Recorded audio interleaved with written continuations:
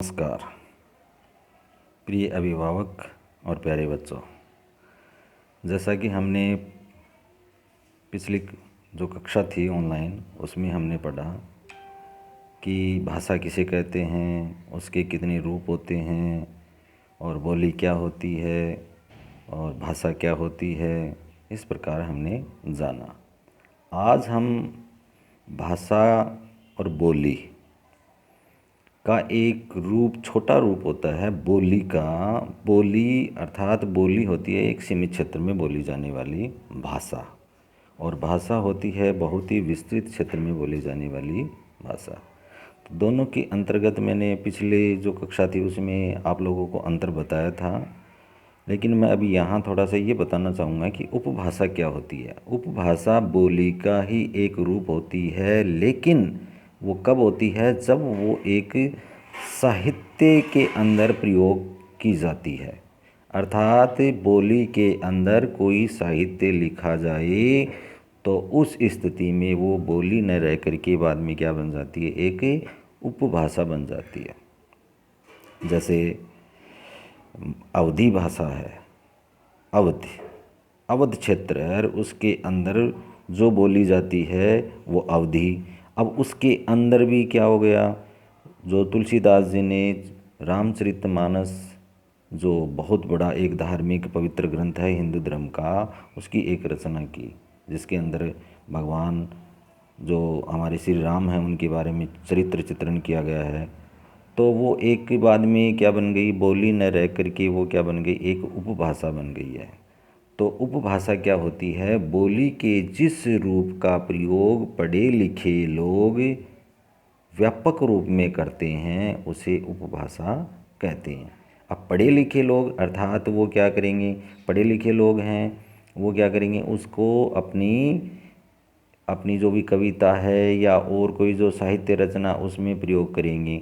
अब वो जैसे ही प्रयोग हो गई वो बोली न रह कर के क्या बन जाती है? एक उपभाषा बन जाती है। अब हमारी जो हिंदी है उसके अलग अलग उपभाषाओं के रूप बताए गए हैं, जैसे पश्चिमी हिंदी, पूर्वी हिंदी इत्यादि। ये क्या है? ये भाषा नहीं है, ये उपभाषाएं हैं, और ये हिंदी की उपभाषाएं हैं। अर्थात हिंदी जो क्षेत्र है उनके अंदर ये जो बोलियां हैं बोली जाती हैं। अर्थात ये उपभाषाएं क्यों हो गई? क्योंकि इनके अंतर्गत साहित्य की रचना हो गई है। अब पश्चिमी हिंदी के अंदर कौन कौन सी आती हैं? बुंदेली, कन्नौजी, ब्रजभाषा, बांग्ला, हरियाणवी। हरियाणवी को वैसे बांगरू भाषा भी बोली भी कहते हैं, भाषा भी कहते हैं, और खड़ी बोली। अब ये तो जो हैं वो पश्चिमी हिंदी के अंतर्गत आती हैं। अब पूर्वी हिंदी के अंतर्गत कौन कौन सी आती हैं? अवधी, बघेली और छत्तीसगढ़ी। आगे बताया गया है बिहारी के अंतर्गत कौन कौन सी आती हैं? मगही, मैथिली और भोजपुरी। फिर पहाड़ी जो हिंदी है वो कौन कौन सी हैं? गढ़वाली, कुमायूनी और कुल्लुई। कुल्लुई कुल्लू जो क्षेत्र है वहाँ की जो बोली है उसको बोलते हैं कुल्लुई। राजस्थानी हिंदी। अब राजस्थान के अंदर जो हिंदी बोली जाती है उसके अंतर्गत कौन कौन सी हैं? जयपुरी, मारवाड़ी, निमाड़ी और मालवी और भीली। अब ये जो जितनी भी मैंने जो अभी 5 जो बताए हैं हिंदी की जो उपभाषाएं हैं उनके अंतर्गत जो अलग अलग जो क्षेत्र के अंतर्गत जो उपभाषाएं बोली जाती हैं उनको अलग अलग बताया गया है। अब आते हैं साहित्यिक भाषा। साहित्य जिसके अंतर्गत साहित्य की रचना होती है, लिटरेचर जिसको हम सामान्य रूप से कह सकते हैं। अब साहित्यिक भाषा कौन सी होती है? जिसके अंतर्गत साहित्य की रचना हो। अब ये भी जो ऊपर बताई गई थी 5, ये क्या हैं? उपभाषाएं हैं। अब ये क्षेत्र विशेष हैं, लेकिन साहित्यिक भाषा वो होती है जो सामान्यतः पठन पाठन की भाषा होती है। पठन अर्थात पढ़ना और पढ़ाना दोनों जो काम किए जाते हैं वही भाषा कहलाती है साहित्यिक भाषा। अब उसके अंदर देखो, जैसे बताया गया कविता है, कहानी है, नाटक है, निबंध है, आलोचना है, उपन्यास है आदि। ये सब क्या हैं? साहित्यिक विधाएं हैं। विधाएं अर्थात कलाएं हैं। इनके इस साहित्य के अंतर्गत है वो अनेक अलग अलग प्रकार से इनकी रचनाएं की जाती हैं। किसी देश के समाज, संस्कृति एवं इतिहास का सजीव चित्रण प्रस्तुत करती है। कौन? साहित्यिक भाषा। अगर आपको किसी देश की साहित्यिक भाषा समझनी है तो उस देश का क्या पढ़ेंगे हम, या समाज के बारे में जानना है तो उसका साहित्य पढ़िए, उसका वहाँ का जो कहानी है वो पढ़िए, वहाँ का आपको सजीव चित्रण उनकी जो साहित्यिक रचनाएं उनमें आपको मिल जाएगा। इस प्रकार से हमने जाना कि साहित्यिक भाषा कौन सी होती है, जिसमें साहित्य की रचना की जाती है। अब बात करते हैं राष्ट्रभाषा।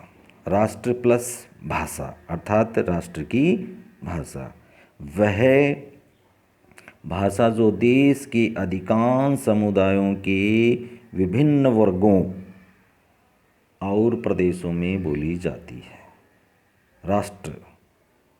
राष्ट्रभाषा अर्थात विभिन्न जितने भी राष्ट्र हैं, देश हैं, उनके हर प्रदेश में वो बोली जाए और वहाँ के जो लोग हैं वो उसको समझ सकें, और उसके अंतर्गत सभी समुदाय, सभी वर्ग, सभी जाति, सभी वर्ग के लोग हैं, वो विभिन्न जो वर्ग हैं हमारे, वो सभी के सभी उस जो भी प्रदेश हैं उस देश के, वो सभी उनको बोलें और उनको जाने समझें। अब सभी जो राष्ट्र की भाषा है वो उसके अंतर्गत आती हैं। अब दूसरी है राजभाषा। अब राजभाषा अर्थात राज प्लस भाषा अर्थात वह भाषा जिसका प्रयोग सरकारी कार्यालयों में काम करने के लिए होता है। अब जो भी हमारे सरकारी कार्यालय हैं, सरकारी जो ऑफिस हैं, उनके अंदर जो काम काज की जो भाषा है, अर्थात उसके अंदर किस ये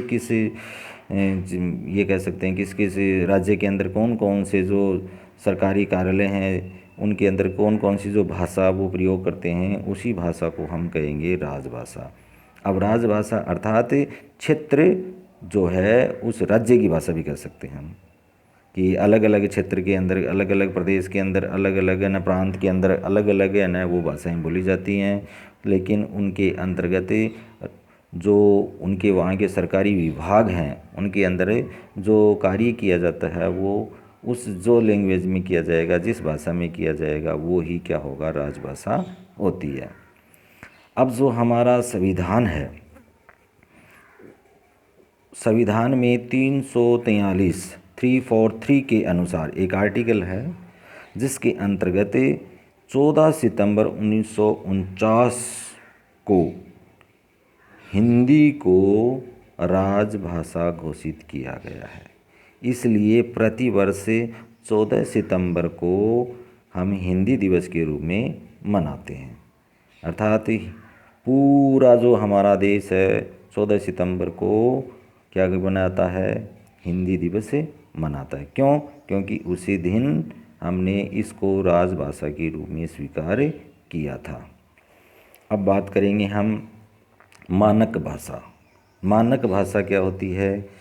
मानक भाषा का मतलब होता है जो शिक्षित जन होते हैं, जो पढ़े लिखे लोग होते हैं, विद्वान लोग होते हैं, उन्होंने एक चीज़ को देखा कि सब क्षेत्रों में एक जैसे वर्ण लिखने चाहिए, एक जैसे है ना उनकी मात्राएं होनी चाहिए, एक जैसे हर चीज़ है ना। कहने का मतलब यही है कि भाषा के अंतर्गत एक रूपता बनाए रखने के लिए शिक्षित जनों तथा विद्वानों द्वारा भाषा के जिस रूप को मान्यता दी, वो कौन सी भाषा कहलाई? वो मानक भाषा कहलाई। अर्थात पहले क्या होता था कि भाषा हिंदी थी, लेकिन फिर भी है ना कई कई क्षेत्र के अंतर्गत अलग अलग वर्ण, अलग अलग एक ही वर्ण के दो दो तीन तीन रूप चलते थे। तो विद्वान और जो शिक्षित जो जन हैं उन्होंने इसको मतलब है ना कह सकते हैं कि दूर करने के लिए इसको अपनाया कि एक भाषा होनी चाहिए। जैसा एक देश है उसका एक झंडा होना चाहिए, एक उसकी भाषा होनी चाहिए, एक संविधान होना चाहिए, तो वैसे ही भाषा के अंतर्गत एक रूपता लाने के लिए जिस भाषा का प्रयोग किया गया वो कहलाई मानक भाषा। तो आज हमने जाना उपभाषा, उपभाषा के बाद में हमने जाना कि हिंदी की जो उपभाषाएं हैं, बोलियां हैं, वो कितनी हैं। फिर हमने जाना कि साहित्यिक भाषा क्या है। फिर हमने जाना राष्ट्रभाषा क्या है। फिर हमने जाना राजभाषा क्या है। और फिर हमने जाना मानक भाषा क्या है। तो आज के लिए इतना ही काफ़ी है। धन्यवाद।